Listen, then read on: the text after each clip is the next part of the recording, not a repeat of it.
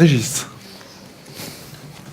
Oui, merci Sébastien. Bonjour à toutes et à tous.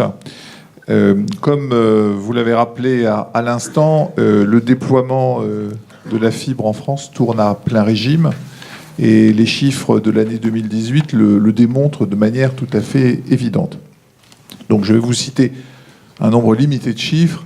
Le premier, c'est le volume total de prises qui ont été livrées au cours de l'année 2018, 3 220 000. C'est juste 3 fois plus qu'en 2014.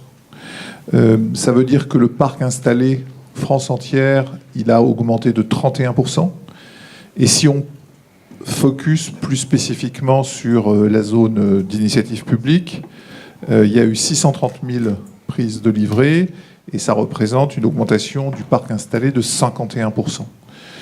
Tous ces chiffres surpassent les indicateurs que nous, on avait envisagés, qui étaient déjà assez dynamiques.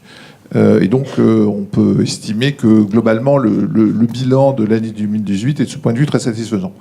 Pour votre information, nous ne pensons pas, même si c'est certainement optimiste et volontariste, nous pensons qu'il est possible d'arriver pour 2019 à 3,5 millions ou 3,6 millions prises France entière, et de l'ordre de 750 à 800, peut-être un peu plus, 1000 de prises en zone d'initiative publique, ce qui permettrait une augmentation supplémentaire de la base installée. Ce sont des chiffres qui sont effectivement qui supposent une mobilisation encore supérieure de l'outil industriel.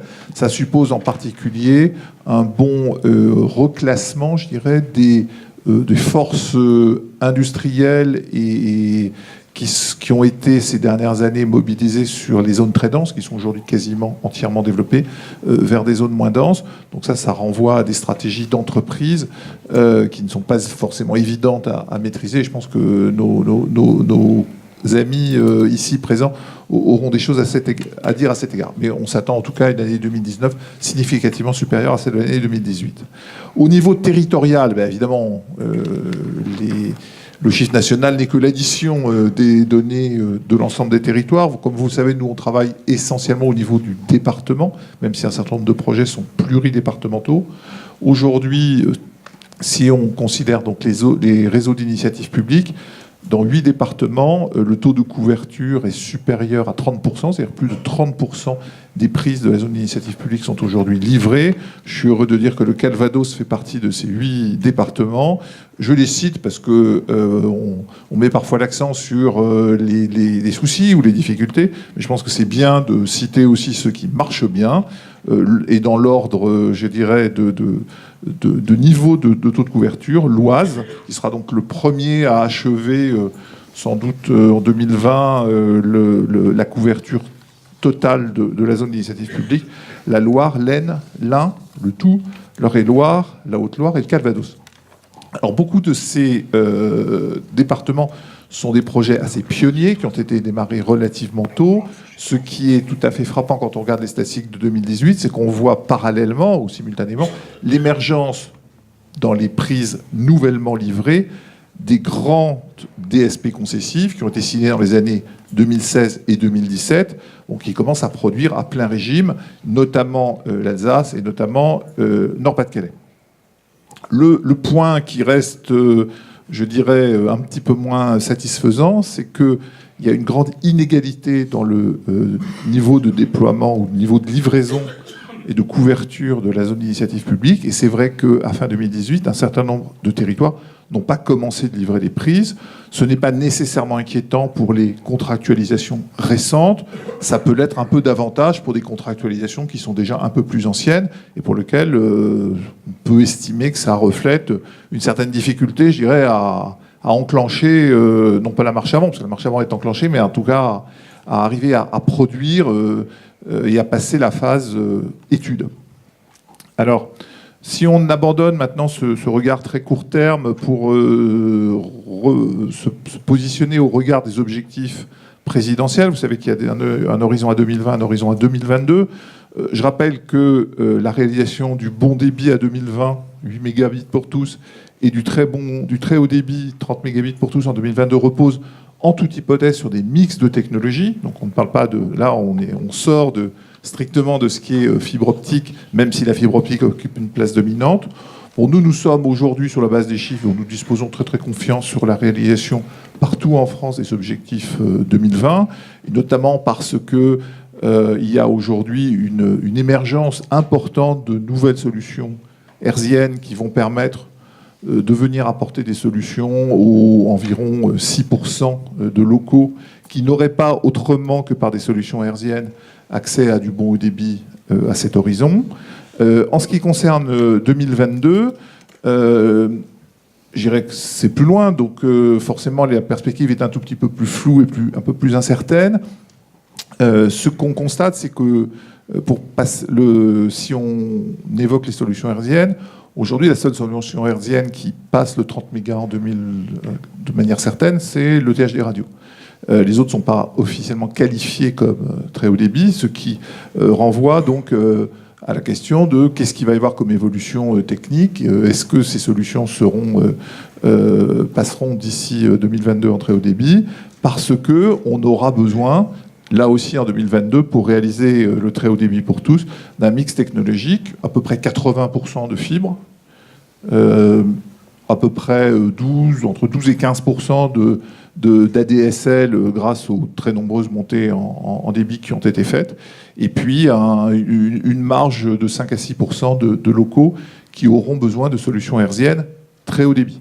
Je rappelle qu'en 2021, Eutelsat envoie au-dessus de nos têtes, un peu loin, à 36 000 km, un satellite qui sera en capacité, une fois installé, de proposer des offres à très haut débit, notamment aux locaux les plus isolés. Ce point, pourquoi j'ai commencé ce point sur le hertzien? Parce que on voit bien que globalement, on y sera, et que l'effort, il doit porter sur justement ces locaux plus marginaux, un peu difficiles à atteindre. Il est nécessaire que dans chaque territoire, cette proportion ne soit pas excessive, parce que le hertzien, c'est une solution qui, par définition, ne peut concerner qu'une minorité de consommateurs. Ça ne peut pas concerner une majorité de consommateurs.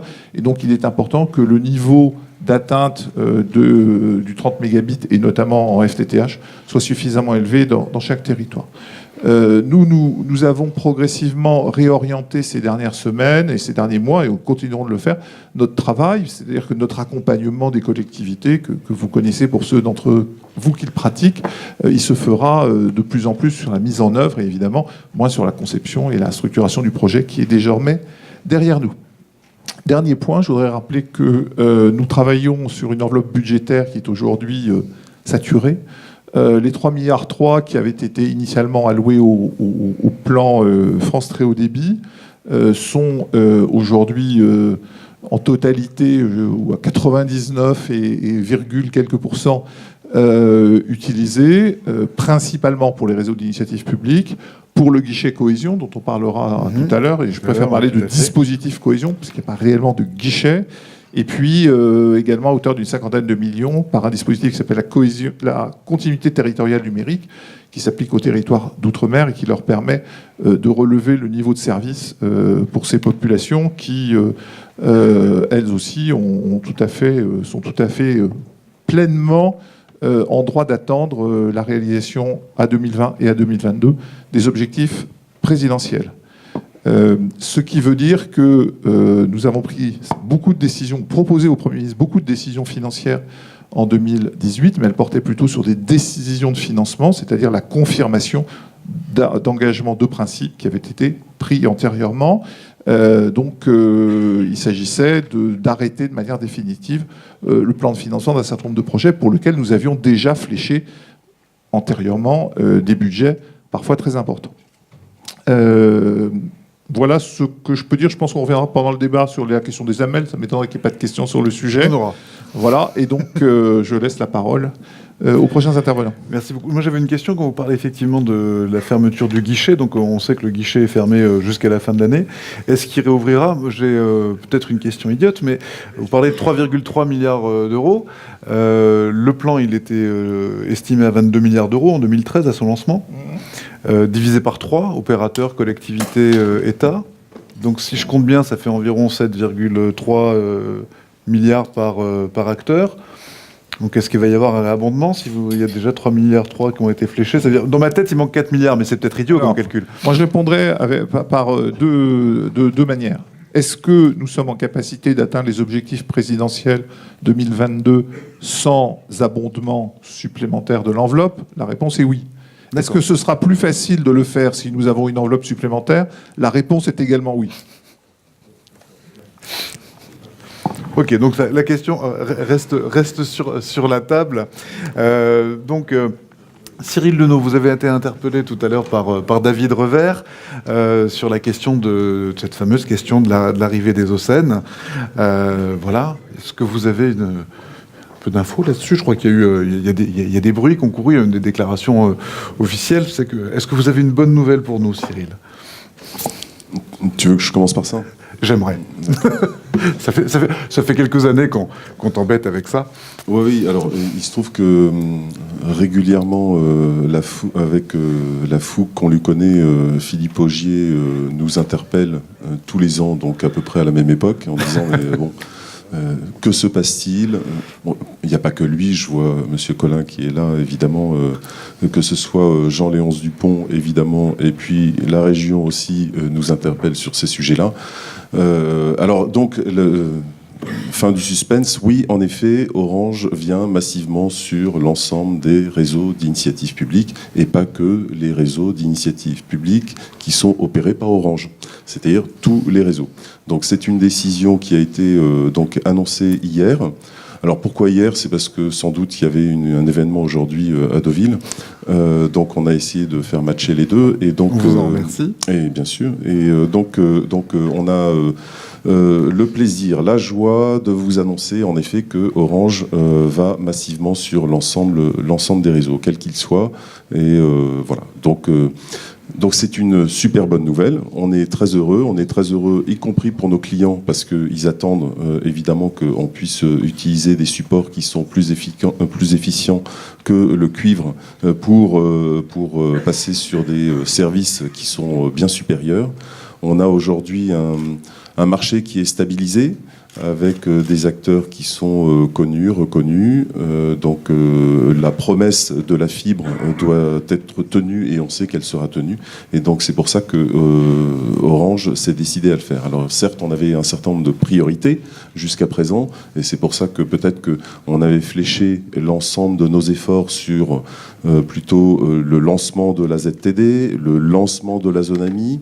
Aujourd'hui, on est dans on n'a pas une vitesse de croisière, on a une accélération de croisière en fait, parce qu'on continue tout le temps d'accélérer et on le disait tout à l'heure, Orange a mis en place donc un outil industriel très important pour déployer les réseaux et ce qui nous permet de viser plus de 2,5 millions de prises sur 2019. Donc tu vois qu'on a vraiment ce souci, et le souci du jour et le souci de l'année prochaine, ça sera évidemment le delivery. Donc livrer ce que l'on a prévu de livrer, et c'est tout l'enjeu justement d'Orange et de son organisation, de toutes les équipes. Donc voilà un petit peu les sujets. Donc évidemment, vous comprenez bien qu'on ne va pas arriver du jour au lendemain, parce qu'il y a au-delà des négociations qui se passent très bien, donc on est en train de finaliser tout ça avec l'ensemble des acteurs. Il y a certains accords qui sont déjà ficelés, totalement ficelés, et puis d'autres qui sont en train de se finaliser. On va venir massivement, ça veut dire que globalement, on estime qu'il y a à peu près... c'est comme un tapis roulant, où nous, on va beaucoup plus vite que le tapis roulant pour rattraper le retard, mais il y a encore le temps d'arriver. Eh bien, on ne sera pas sur toutes les prises à la fin de l'année 2019. Mais globalement, on sera au moins sur 2 millions de prises, donc 2 millions de prises supplémentaires, par rapport aux 550 000 prises sur lesquelles nous sommes aujourd'hui. Donc, vous voyez, ça va aller assez vite, et on est ravis de cela. Donc c'était quelque chose qui était attendu.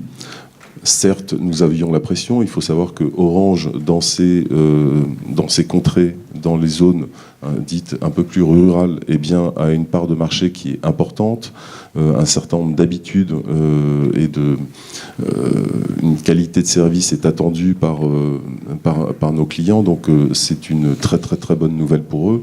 Et donc on va mettre tous nos efforts pour faire en sorte de s'interfacer avec l'ensemble des SI, des opérateurs de réseau. On va faire tous nos efforts pour raccorder l'ensemble des centraux nécessaires pour pouvoir le faire, et puis s'organiser aussi pour délivrer derrière, parce que ce sont des équipes, évidemment, au-delà des usines qui travaillent entre elles. Il faut que l'ensemble des équipes de distribution, des équipes commerciales, toutes les agences, les boutiques soient en mesure de bien conseiller les clients et de faire en sorte que les éligibilités, etc., fonctionnent bien. Et puis ensuite, la livraison des box et des raccordements, etc., pour pouvoir livrer tous ces clients. Donc on attend beaucoup. On attend beaucoup de cette nouvelle donne.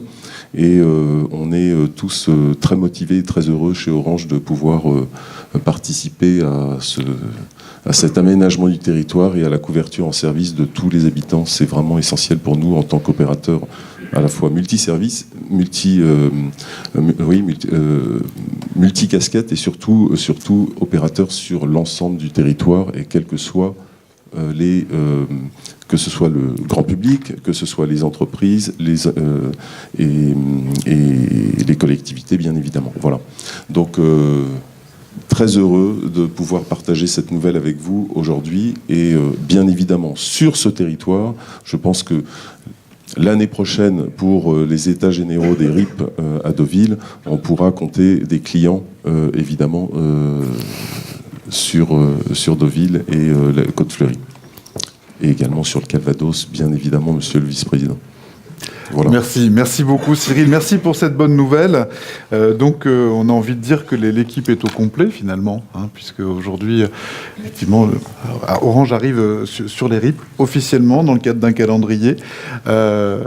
Lionel Recorbet, donc président de SFR FTTH, ex-SFR collectivité, mais qui prend finalement son indépendance, si je puis dire. Ça devient une business unit proprement parlée au sein de la galaxie Altice. Donc ça, c'est une première information. Et puis la deuxième, ensuite on demandera à Blandine, c'est vrai que vous arrivez tous les deux sur un réseau comme celui de Covage qui a fait un effort de réingénierie pour vous accueillir. Donc aujourd'hui, on en est où des déploiements de SFR? Quelle est la nouvelle donne à travers SFR FTTH? Et puis, comment ça va se passer justement sur ces réseaux sur lesquels tous les OCN arrivent? Finalement, on voit que la ruralité est attractive pour nos opérateurs fournisseurs d'accès.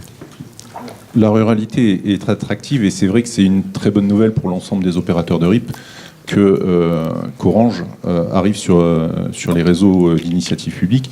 C'est un mouvement qu'on avait initié au niveau du groupe Altice et du groupe SFR depuis près de 2 ans. Aujourd'hui, on a contractualisé avec la quasi-totalité des opérateurs de RIP. Enfin, la totalité des opérateurs de RIP. Il manque peut-être 1 ou 2 RIP à proprement parler sur lesquels nous ne sommes pas présents ou sur lesquels nous n'allons pas être présents d'ici à la fin de l'année.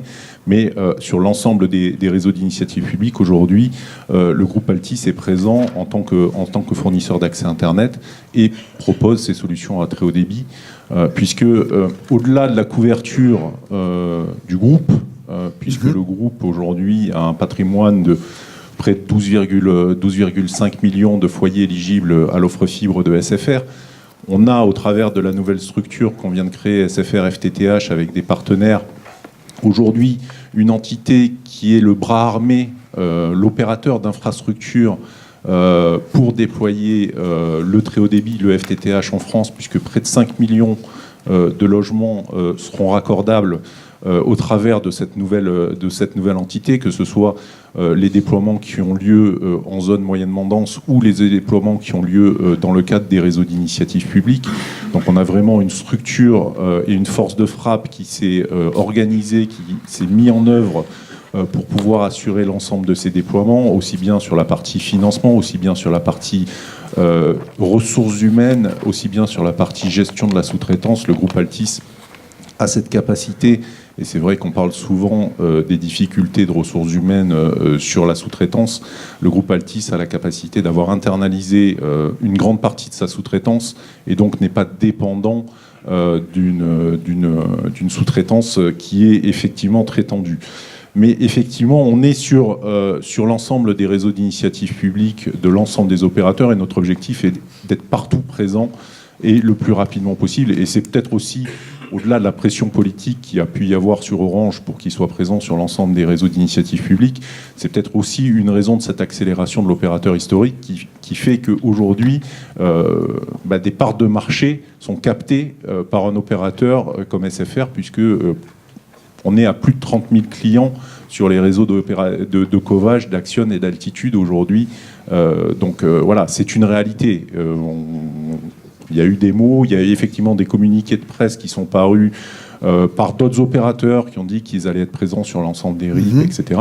C'est une réalité pour SFR aujourd'hui. Plus de 30 000 clients sont installés dans les réseaux d'initiatives publiques. On a ouvert la plaque de Bayeux, Monsieur Collin le soulignait, et on a déjà plusieurs centaines de clients sur Bayeux qui sont installés. Donc voilà, on est dans cette logique où le groupe a cette volonté d'être présent sur l'ensemble des infrastructures à très haut débit. Ça fait partie de la stratégie du groupe Altis, à la fois d'être présent sur les infrastructures à très haut débit fixe, d'être présent sur les infrastructures et de déployer les infrastructures à très haut débit mobile, dans le souci majeur d'apporter aux abonnés, à nos clients, que ce soit des entreprises ou des particuliers, le meilleur des services. Le meilleur des services, et donc ça passe par la 4G, la 4G+, ça passe aussi par la fibre et la convergence des supports, que ce soit des télécoms ou des médias. Donc on est vraiment dans cette stratégie qui se décline depuis plusieurs années, qui est constante. Je pense que ça fait plusieurs états généraux des RIP sur lesquels je suis présent, et on a toujours affiché cette stratégie volontariste d'avoir cette notion de convergence fixe, mobile et contenu, stratégie de continuer et de développer les partenariats avec les collectivités.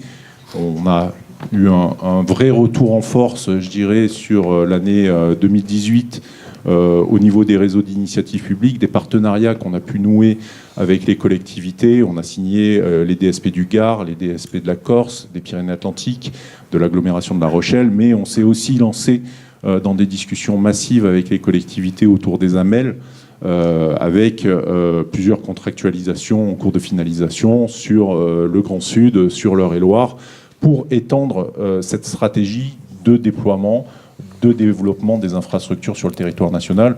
Le groupe s'est toujours engagé et a toujours affiché sa volonté d'étendre le très haut débit sur l'ensemble du territoire national. C'est une volonté qu'on partage avec le gouvernement, c'est une volonté qu'on partage avec les collectivités locales. L'ambition, elle est très claire, couvrir le maximum de territoires en très haut débit, que ce soit du fixe ou du mobile.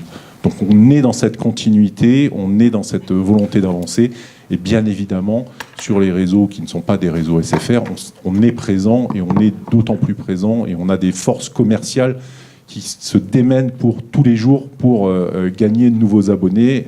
Il y a la bataille de gagner des projets de délégation de services publics, de gagner de nouvelles infrastructures, mais derrière, il y a aussi le combat qu'on mène sur le domaine du grand public et de l'entreprise pour gagner des parts de marché, et ça, c'est le quotidien du groupe de manière générale.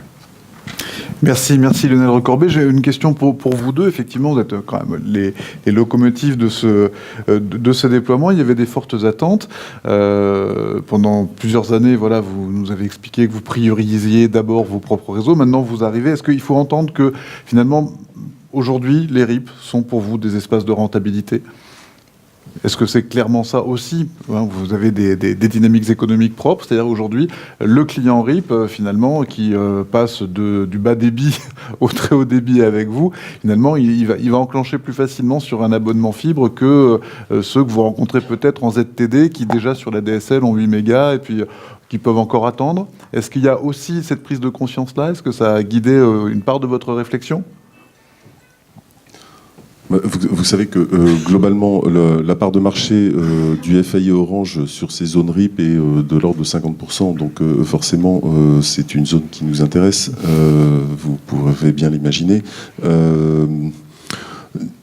Je pense que l'appétence, elle existe partout. Elle existe partout. Elle existe partout. Alors évidemment, quand il y a une offre sur l'ADSL avec un ADSL à 30 MB et que de l'autre côté vous avez un ADSL qui va être à 2-3 mégas, forcément l'appétence pour la fibre est tout de suite plus présente. C'est sûr. On a des zones sur lesquelles l'appétence est moins présente. On peut l'imaginer tout à fait dans des zones très denses et sur lesquelles l'ADSL est de très bonne qualité, etc. Donc oui, évidemment. Et en général, les projets de réseau d'initiative publique restent malgré tout des projets politiques et de politiques d'aménagement, j'entends.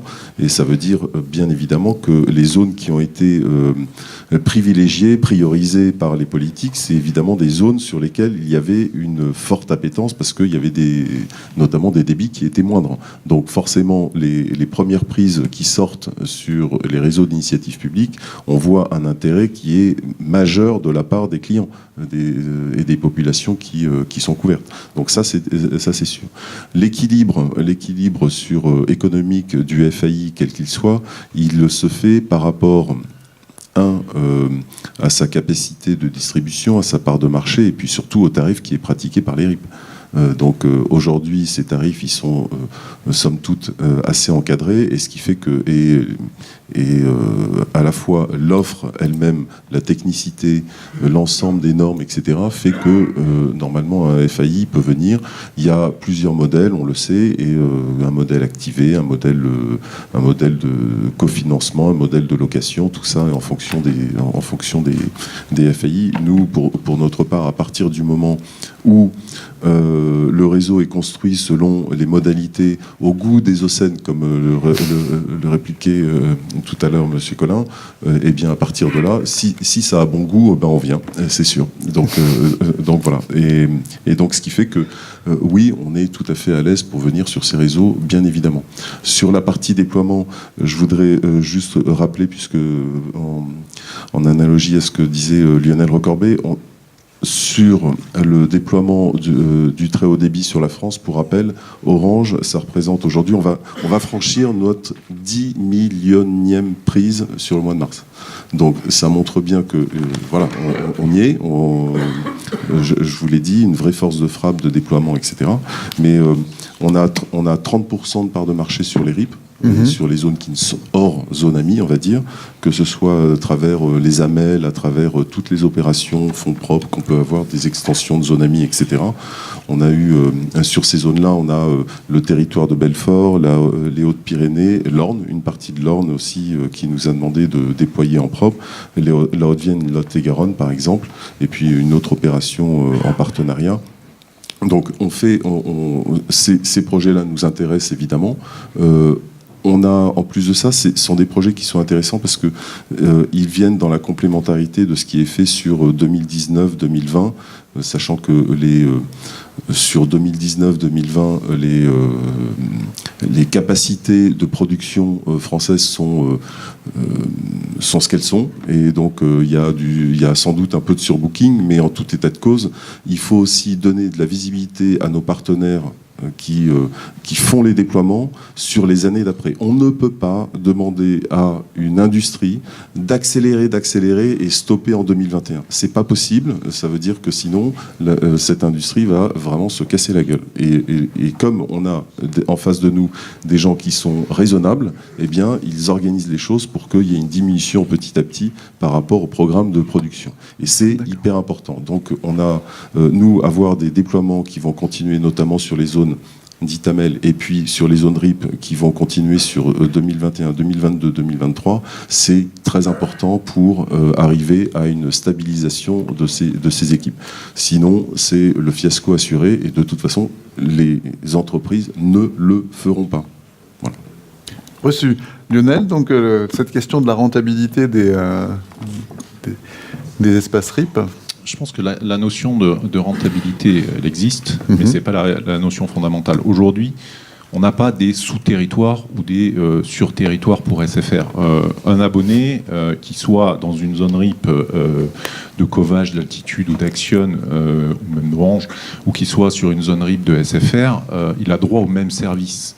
Et ce qu'attend un abonné, qui soit en ville, qui soit à la campagne, qui soit dans un RIP, qui soit dans une zone AMI, c'est d'avoir le même service. Et donc, c'est bien dans cette stratégie-là que s'intègre la démarche de SFR sur l'ensemble des réseaux d'initiative publique.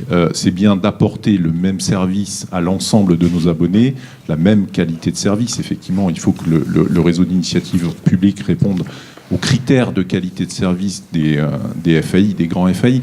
Mais voilà, on va recréer une fracture numérique si on n'est pas dans cette logique-là. Et notre point de vue est vraiment de se positionner en disant que l'ensemble des abonnés, où qu'ils soient sur le territoire national, doivent avoir le même service.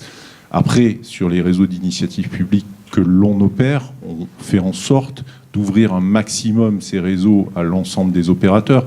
Aujourd'hui, on a déployé plus de 350 000 prises sur l'ensemble des réseaux SFR Collectivité et désormais SFR FTTH, les 13 délégations de services publics. On a plus de 120 000 clients actifs sur ces réseaux. Donc plus de 120 000 clients qui désormais ont accès aux offres des opérateurs. Il y a plusieurs opérateurs qui sont déjà présents sur ces réseaux d'initiative publique, et Orange est d'ailleurs présent sur la quasi-totalité des réseaux d'initiative publique du groupe Altice. C'est pour ça que je disais à Cyril, est-ce que c'est pas le fait que SFR se lance sur les autres réseaux d'initiative publique qui, à un moment donné, à créer cet appel d'air, mais c'est aussi des réseaux qui sont ouverts à l'ensemble des acteurs. Et on vient d'annoncer aujourd'hui l'arrivée de Vitis, donc qui est une filiale de la Caisse des dépôts, sur l'ensemble des réseaux d'initiative publique du groupe Altice et de SFR FTTH. Donc voilà, on est très heureux d'accueillir ce nouvel acteur sur l'ensemble de nos réseaux. On va ouvrir avec Vitis dès cet été le réseau d'initiative publique de l'Isère, pour qu'ils commercialisent leurs offres commerciales vidéo futures. Et donc voilà, c'est une très bonne nouvelle.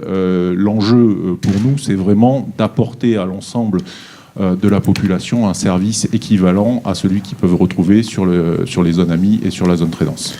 Merci Lionel. Et au même prix. Et bon, effectivement, si ça a un prix, ça a aussi un coût, parce qu'effectivement, vous avez demandé à Blandine, enfin à Covage, donc à Blandine d'Allons-Virondeau, voilà un certain nombre de travaux de réingénierie de ces réseaux. C'est le cas dans le Calvados, c'est le cas à Cœur-Côte-Fleury. Ça a coûté combien, en gros, de faire cette réingénierie, et ça portait sur quoi concrètement, sans rentrer dans les détails techniques, mais pourquoi cette réingénierie ? Alors pourquoi cette réingénierie ? Je crois qu'effectivement, Olivier Collin l'a expliqué tout à l'heure. On avait des réseaux, et notamment chez Covage, les anciens réseaux Tutor, oui, qui n'étaient pas construits dans les standards qui aujourd'hui sont admis et reconnus, et pour lesquels, effectivement, on peut accueillir des OSEN. Donc, il a fallu, en parallèle de toutes nos opérations de déploiement, puisqu'on a quand même déployé 138 000 prises l'an dernier, ce qui est 2 fois plus que l'année d'avant, et on prévoit d'en déployer 328 000 l'année prochaine. Encore 2 fois. Donc, en parallèle de ces opérations de déploiement et de construction pure, on a effectivement des opérations de réingénierie qui sont relativement importantes, coûteuses et qui mobilisent des équipes. Pour vous donner un exemple, par exemple sur Cœur Fibre, donc Côte-Fleury, c'est 24 000 prises qui sont en cours de réingénierie.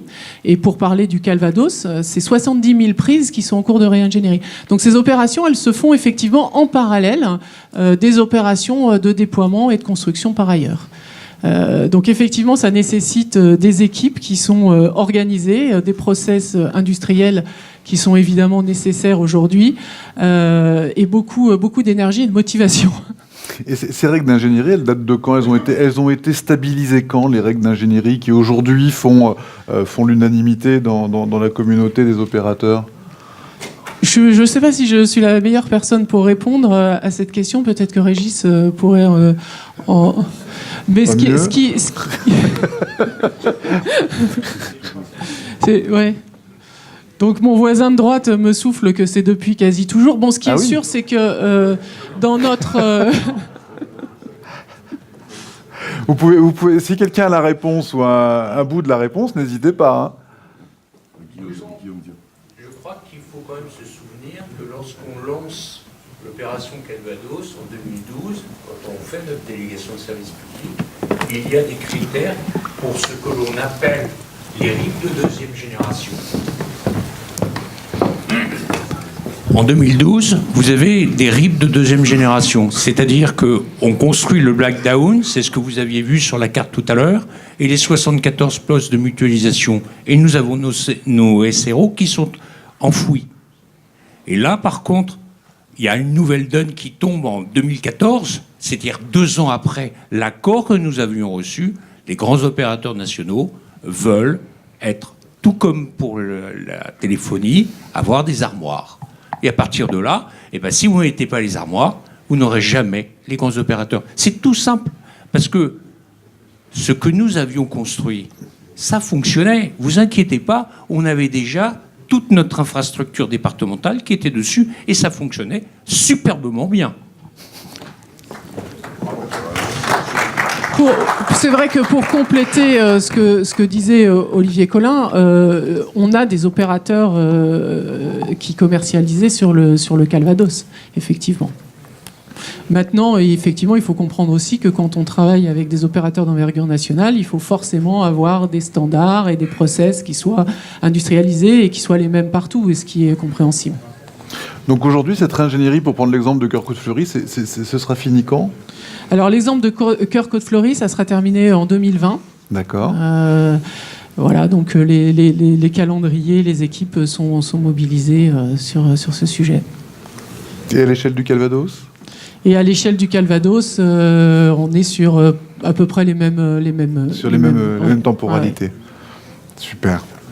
Vous avez parlé d'opérateurs de communication d'envergure nationale. En fait, j'ai l'impression que, contrairement au mouvement des cabinets en consulting qu'on appelait les Big Five, qui sont devenus les Big Four, j'ai l'impression autour de cette table, ça a plutôt tendance à grossir, parce qu'on a Covage, on peut considérer, même s'il n'est pas fournisseur d'accès, est un opérateur d'envergure nationale. Ce qui est le cas aussi d'Altitude Infrastructure. On tient à notre ADN. Neutre. Voilà. Mais malgré tout, voilà, on a cette filière-là, depuis qu'elle est née, donc en 2011, création de la FIRIP, devenue depuis Infranum, on voit qu'il y a des entreprises comme ça qui sont opérateurs de réseaux neutres. C'est le cas d'Altitude. Et j'aimerais faire un point sur le développement d'Altitude. On a des poids lourds comme ça qui se sont créés et qu'on est ravis, année après année, de voir se développer. Merci pour le thème de poids lourd, c'est sympa. Alors, déjà en introduction, par rapport aux annonces qui ont été faites d'Orange, d'SFR également, mais vous savez également que Bouygues et Free arrivent sur les réseaux d'initiative publique. En tant que vice-président d'Infranum, j'ai envie de dire, j'ai envie un peu de tous nous féliciter, tous les acteurs de RIP, depuis le début de la création des réseaux d'initiative publique, que ce soit les acteurs privés, évidemment, toutes les collectivités, bureaux d'études et autres. On a réussi notre pari. On s'est accroché, on avait une vision, et aujourd'hui, tout montre qu'on a eu raison d'avoir cette vision. Voilà. Donc, après, qui de l'œuf ou de la poule, entre les RIP fait venir les OCN ou les OCN qui font venir les RIP, j'en sais rien, mais l'essentiel, c'est le résultat. Voilà, l'essentiel, c'est que ça avance. Alors, pour ce qui est d'Altitude, on a démarré notre aventure dans la fibre en 2011. On a 3 grands métiers. Un métier qui investit dans les réseaux d'initiative publique. Donc aujourd'hui, le montant de fonds propres est colossal en termes d'investissement sur tous ces réseaux. Une entité qui gère l'exploitation du réseau et une entité qui gère la construction. Et on a toujours eu... donc on n'était pas totalement neutre par rapport à Covage, parce que nous avons toujours eu le FAI WeBox au sein de notre structure pour animer le marché et bien nous en a pris, pour ne pas revenir sur le sujet dont je parlais il y a 1 minute. Aujourd'hui, on a un peu plus de 3 millions de prises sous contrat, alors la majorité en concession, une partie en affermage, et également, on est en train de finaliser des accords, une partie qui sera également en AMEL. Et on a, à l'heure actuelle, 4 gros enjeux. Le premier, mais j'y reviendrai après, le déploiement du réseau. comment structurer la sous-traitance, etc., et assurer les cadences de déploiement. Un enjeu au terme de l'exploitation, parce que c'est pas le tout de penser à déployer les réseaux, mais il faut aussi se projeter dans l'exploitation derrière, et il y aura... quand Cyril parlait de donner de la visibilité également au marché, il y a l'énorme marché du raccordement client qui viendra derrière et qui pèse, de mon point de vue, quasi aussi lourd que le premier marché du déploiement du réseau. On a un enjeu autour du recrutement. Alors 2018 a été une très très grosse année. On a recruté un peu plus de 200 personnes sur l'année 2018. Au sein de la structure Altitude Infrastructure, enfin au sens large, dans toutes les entités. Je tiens à le dire parce que la semaine dernière, c'était la journée de la femme, donc 43% de femmes dans les recrutements de l'année 2018, ce qui est une bonne chose. Et ce qui m'a également fait sourire, c'est que la majeure partie des femmes qui ont été embauchées l'année dernière, c'était dans la filiale construction, ce qui paraît pas forcément inné au démarrage. Ouais. Enfin, en tout cas, nous, on est ravis de cette mixité. Et enfin, notre quatrième gros enjeu, c'est l'enjeu de la commercialisation, parce que comme vous l'avez indiqué, au final, nous, on veut des end-users, des clients finaux heureux, donc que ce soit dans la gamme grand public ou la gamme professionnelle. Donc aujourd'hui, nous avons d'ores et déjà, j'ai envie de dire, des commandes avec les 4 opérateurs. Sur le fait que ça s'étende de façon nationale, maintenant, il faut que les opérateurs... avancent, déploient l'intégralité des NRO, déploient leur réseau de collecte, etc. Et dans l'entre-deux, on continue à avoir les opérateurs qu'on connaît bien. Tu as cité Vitis, Webox, Coriolis, Nornet, Ozone ici, puisqu'on est en Normandie, qui continuent à pousser, qui continuent à grappiller des parts de marché, puis à faire valoir leur marque. Et je pense que c'est pas parce que les grands opérateurs vont arriver qu'ils vont forcément se faire damer le pion. À partir du moment où un client est chez un FAI, qu'il est plutôt content, il n'y a pas de raison qu'il bouge naturellement. En tout cas, nous, sur cette partie-là, on est vraiment ravis d'accueillir tous les OCN avec lesquels ça se passe plutôt bien, que ce soit contractuellement, que ce soit dans les contraintes techniques que l'on peut avoir. Voilà, donc aujourd'hui, ce sont des choses qui avancent et... ce qui est assez plaisant en plus, c'est qu'on se rend compte qu'au-delà d'aller récupérer de nouveaux clients, à partir du moment où un OCN arrive sur une plaque, il a aussi une logique de migration de masse pour migrer des abonnés qui sont aujourd'hui sur le DSL et se dire, à partir du moment où j'arrive sur une plaque, il n'y a pas de logique à vouloir faire perdurer le service DSL, donc autant directement basculer sur le service fibre optique. Merci beaucoup. David Elfassi, on va revenir vers vous tout à l'heure avec une question globale sur les AMEL et la manière dont les acteurs se positionnent sur les AMEL. Mais juste avant, Yvon Noël, donc la région Normandie, je disais tout ça n'a pas de prix mais ça a un coût. Elle a remis au pot pour harmoniser les RIP au niveau régional. Il y a eu un investissement qui a été fait. Hervé Morin a annoncé que son objectif était 100% de très haut débit pour les Normands à l'horizon 2025. Voilà, quel est aujourd'hui le rôle qu'a décidé de jouer la région sur ce volet-là? Merci Sébastien, bonjour à tout le monde. Je vais répondre à ta question, mais au départ, je vais m'employer à ne pas répondre à ta question. Je te remercie.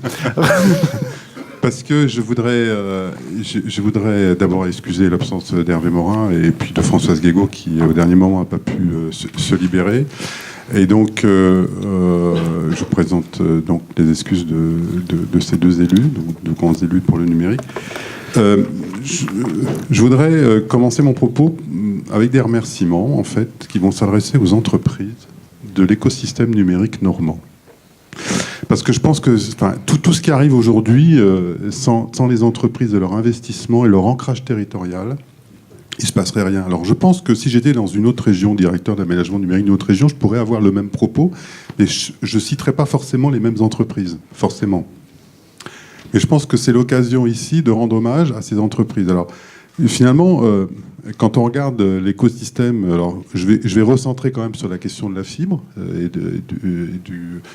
du très haut débit, mais en fait finalement tous les métiers, toute la filière est concernée finalement par mes remerciements. Je vais commencer par Acom, parce que c'est une grande entreprise.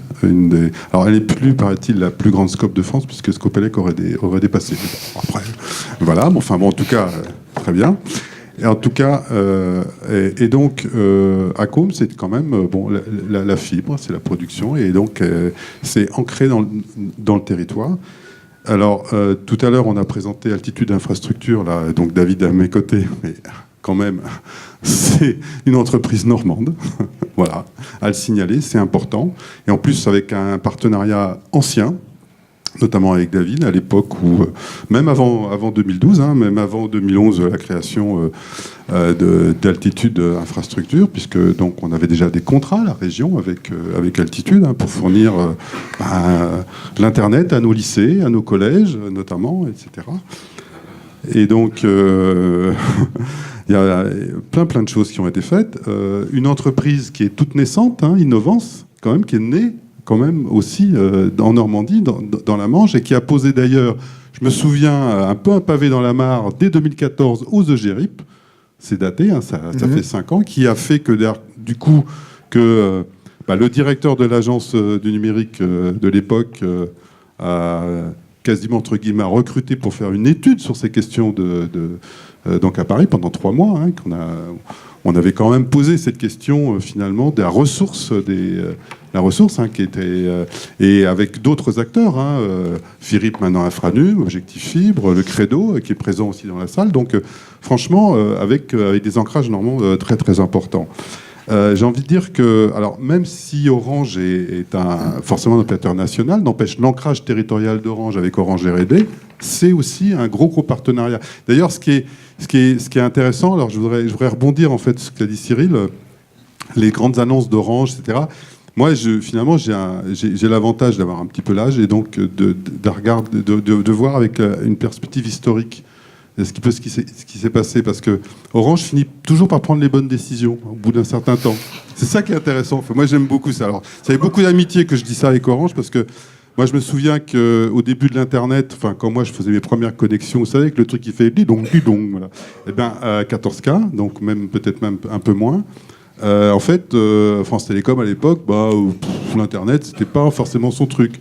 Et moi, je travaillais déjà avec certains FAI comme au Club Internet, des gens comme ça, avant que Wanadoo n'existe. Enfin, donc la décision a été prise quand même un petit peu tardivement. Et notamment, moi qui ai géré aussi des réseaux de télécommunications pour l'enseignement supérieur à la recherche, on s'est battu aussi pour que l'abandon d'ATM pour l'Ethernet. Après... l'utilisation et la promotion d'IPv6 par exemple. Alors pour ceux qui connaissent un petit peu ces choses-là, c'est important. Et donc et d'ailleurs singulièrement, c'est grâce souvent d'ailleurs France Télécom ou Orange ferait bien aussi de bien écouter ces laboratoires de R&D qui eux ont l'avance, mais pas forcément l'entreprise. Donc comme quoi il y a un petit peu de latence. C'est un problème de qualité de service, la latence, vous savez. Et donc voilà. Alors après, moi, ce que j'observe, c'est qu'il y a d'autres entreprises. Par exemple, j'observe Covage qui arrive là, maintenant sur la Normandie, qui est bien présent, à des ancrages territoriaux. C'est-à-dire, en fait, même dans ces recrutements RH, c'est des gens qu'on connaît en Normandie qui sont là. Enfin, je trouve ça intéressant. Enfin, voilà. On a des installateurs télécoms. J'ai cité Scopelec, là, qui a des origines à Flers également, donc c'est important de le voir. On a Sogetrel qui rachète des entreprises normandes aussi, qui est installateur télécom. Je parlais d'IPv6, on a beaucoup travaillé avec Axians. Et pour le câblage des lycées, historiquement, etc., on a travaillé avec l'ASPI. Et j'étais avec eux hier, d'ailleurs, sur les questions de Smart City. Enfin, il y a vraiment un travail énormément de nos entreprises en Normandie. Et puis alors, si vous voulez venir nous voir tout à l'heure, un petit peu de pub, là, on a un masque de réalité virtuelle. Et c'est une entreprise d'une start-up normande qui a fait l'application qui permet de promouvoir les métiers de la fibre. Ça, c'est important. Donc, si vous voulez, il y a mon collègue Michel qui est là, et moi-même, je pourrais vous aider à faire Il a été présenté au forum hier. Absolument. Vous pourrez dérouler votre premier kilomètre de fibre. Donc voilà. Après l'écosystème numérique, et si j'oublie des entreprises, je suis vraiment désolé parce que je ne peux pas forcément toutes les citer, forcément je vais en oublier. Mais en tout cas, on a aussi des startups sur le big data aujourd'hui. Parce que ça, c'est dans notre stratégie, c'est ce qui arrive aujourd'hui. Des Soyuz, des Sagi, des Momentech. Enfin, c'est des entreprises que vous connaissez peut-être pas au niveau national, mais je peux vous dire qu'en tout cas, elles sont bien présentes en Normandie, c'est l'écosystème. Donc voilà, les remerciements vont à toutes ces entreprises-là parce que sans elles, l'écosystème numérique normand ne fonctionnerait pas. Voilà. La stratégie de la région, et maintenant j'ai commencé à répondre à ta question. Merci. Bien après cette longue introduction, mais franchement, je pense que c'était important qu'on puisse aussi dire ça de la Normandie. La stratégie de la Normandie, en matière de développement numérique, d'aménagement numérique, c'est de travailler sur ses ressources d'un côté et travailler sur la transformation numérique de l'autre. Et dans les ressources, on a le THD, l'infrastructure, la question aussi du stockage des données, du cloud, des data centers, la question des lieux, des tiers-lieux, et la question de l'accompagnement humain avec la médiation numérique. Ça, donc la ressource, c'est par de la fibre, de l'infrastructure jusqu'à l'être humain. Ça, c'est important de voir cette vision qui nous semble importante pour nous, pour dire que la ressource numérique, finalement, ça convoque un petit peu tous les étages. La transformation numérique, on va parler fortement des compétences de la collectivité.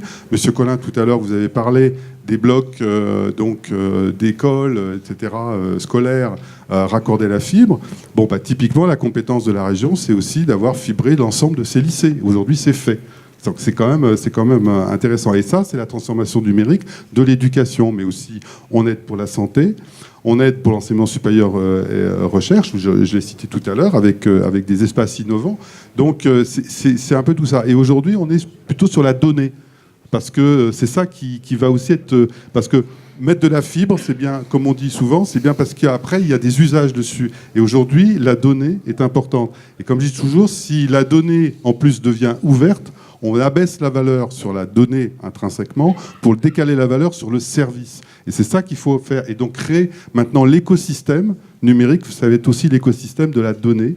Et donc sur l'aspect serviciel qui est absolument important. Alors on parle de territoire connecté, on peut parler de territoire serviciel, enfin c'est ça dans la stratégie. Alors maintenant si je reviens sur la fibre dans Normandie, l'état des lieux aujourd'hui, c'est bon, en gros, toutes zones confondues, hein, c'est entre 1,5 million et 1,8 million de prises à faire, hein, donc c'est quand même assez... À faire, ouais, au total, hein, donc c'est quand même assez conséquent.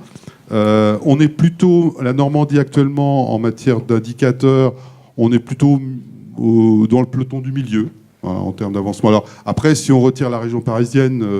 et puis certaines parties, enfin, on va dire en France métropolitaine, du coup on est au 5-6e en gros, voilà. Mais donc on est dans le bon peloton, tout va bien. Et puis si on se projette sur les statistiques de l'ARCEP qui disent, je pense que dans le dernier trimestre, peut-être 2018, ou 1 million de prises de construites. Donc si on fait une projection, ça veut dire qu'il faudrait qu'en Normandie, on en ait 200 000 par an qui soient construites, en gros. Et ben, quand je fais le calcul, c'est à peu près ce qui va se produire, grâce notamment aux chiffres qu'a annoncé par M. Collin tout à l'heure, mais pour d'autres, en Seine-Maritime, en Eure, dans la Manche, qui reprend de l'accélération, après un petit temps compliqué, parce que c'est ce que vous avez dit tout à l'heure, hein, d'une certaine manière. Le problème aussi, et ça intéresse l'agence du numérique, c'est que à un moment donné, pour ceux qui sont partis très tôt, je pense Calvados et Manche en particulier, ils ont essuyé les plâtres. Franchement, ils ont essuyé les plâtres. Et même si, objectivement, quelquefois, il y a des choses qui sont discutables, pas forcément contestables, mais en tout cas discutables, n'empêche que ça a quand même énormément ralenti certains projets. Moi, je le vois en tant que financeur. Quand les factures n'arrivent pas, ça veut dire que les travaux sont en retard. C'est très très clair. Enfin, c'est un indicateur simple, et l'avantage est efficace et très très lisible pour les élus. Et donc, ça renvoie d'ailleurs à des questions de gouvernance, qui est un peu le sujet aussi, une nouvelle gouvernance aujourd'hui, en tout cas au niveau local. Nous, on a un travail vraiment point à point avec chaque maître d'ouvrage, pour comprendre comment ça fonctionne et s'adapter finalement à chaque réseau. Parce qu'on a 5 départements, j'irais même presque... j'ai 8 mètres d'ouvrage, parce que malgré le fait que j'ai que 5 départements, parce que Cœur-Côte-Fleury est donc un cas singulier, hein, qui a démarré très tôt, qu'on a accompagné très tôt, avec des fonds européens également. Mais on a aussi les zones frontalières. Donc on a Somme Numérique qui vient câbler la Normandie. On a Eure-et-Loire numérique qui est lancé. Donc, en fait, finalement, on a au total 8 mètres d'ouvrage. Donc, c'est intéressant. Et donc, on a une variabilité dans les approches de maîtrise d'ouvrage qui est absolument extraordinaire. Et y compris à l'intérieur même d'un seul projet de maîtrise d'ouvrage, on peut avoir une variabilité de passer de la fermage à la concession. Enfin voilà. Donc, on a des histoires et c'est tout à fait intéressant. Et ça, dans cette gouvernance, il faut bien comprendre comment ça fonctionne. Et on traite pas un maître d'ouvrage exactement de la même façon. Par contre, on a un cahier des charges important sur le fait qu'il faut fibrer effectivement les zones d'activité, il faut fibrer les lieux scolaires, il faut fibrer les lieux publics, et ça, c'est dans notre cahier des charges. Et puis, on a abandonné la montée en débit, de financer la montée en débit déjà depuis un certain temps, depuis maintenant plus de 2 ans. On dit maintenant, les coups partis, très bien, mais maintenant, c'est terminé, c'est fibres d'abord. Donc, voilà. Alors, on attendrait de l'agence, effectivement, la réouverture du guichet. Parce que, franchement, on l'attend parce qu'il y a encore des projets qui ne sont pas totalement financés en Normandie. Et des phases 2 ou des phases 3, même si elles ont été concentrées. Et je pense qu'on a besoin de ça. On a même besoin aussi que les fonds européens 2021-27 aussi puissent permettre de réouvrir les choses. Parce que financièrement, c'est des points importants. La région Normandie finira probablement, fonds FEDER compris, à 240 ou 250 millions d'euros. Enfin, c'est quand même, ça pèse. Oui, c'est pas rien. C'est pas rien. C'est pas rien. Donc voilà, c'est ces éléments-là que je voulais souligner et qui répondent peut-être à ta question. Oui, et je te remercie. Ah ben, j'en suis très ravi. Non, parce que entre deux, je l'avais un petit peu oublié.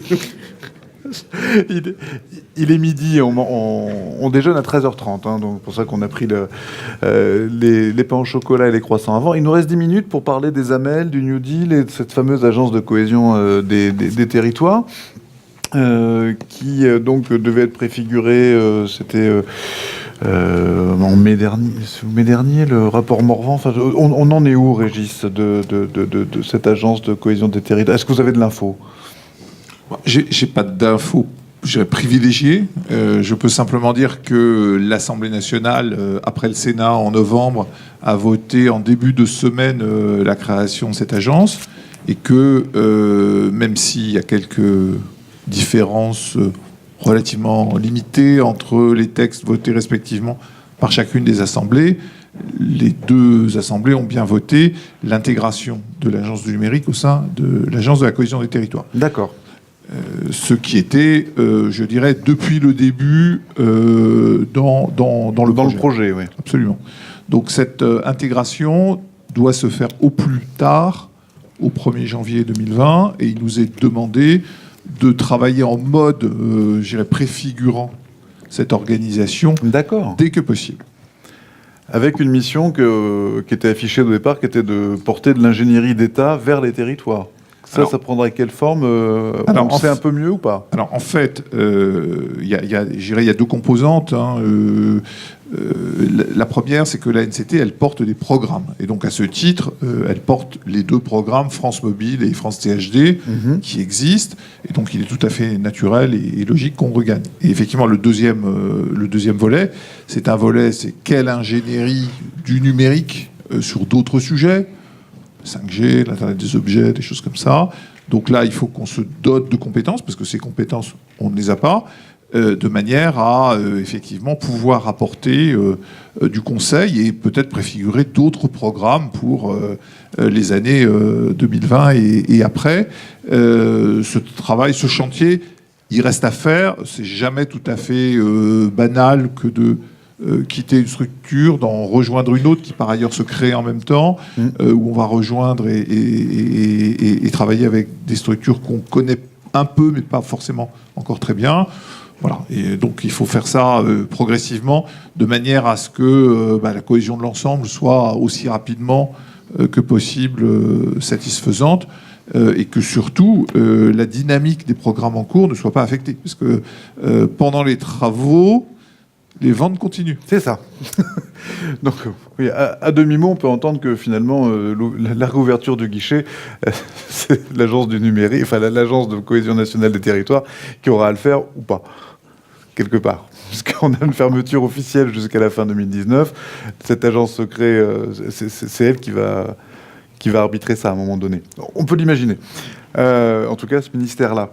Les zones AMEL, qui est dessus rapidement qui est dessus et pourquoi tout le monde est dessus? Comment ça se passe? Un premier témoignage sur les zones AMEL, parce qu'il y a eu pas mal de questionnements, d'interrogations. David?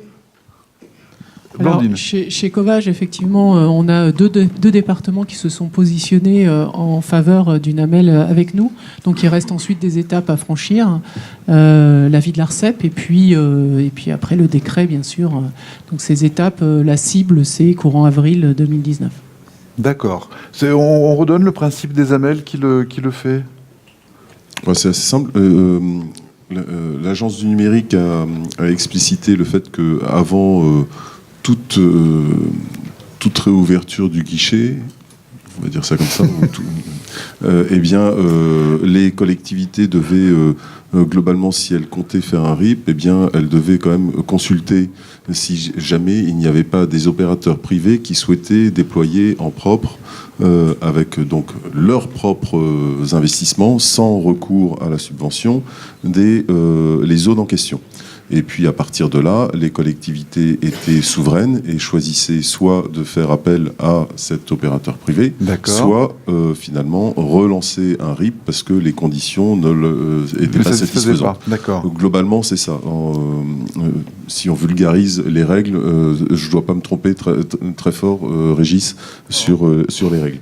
Nous, on s'est positionné comment par rapport à ça? On essaye d'être le plus cohérent possible par rapport à ce qu'on souhaite faire.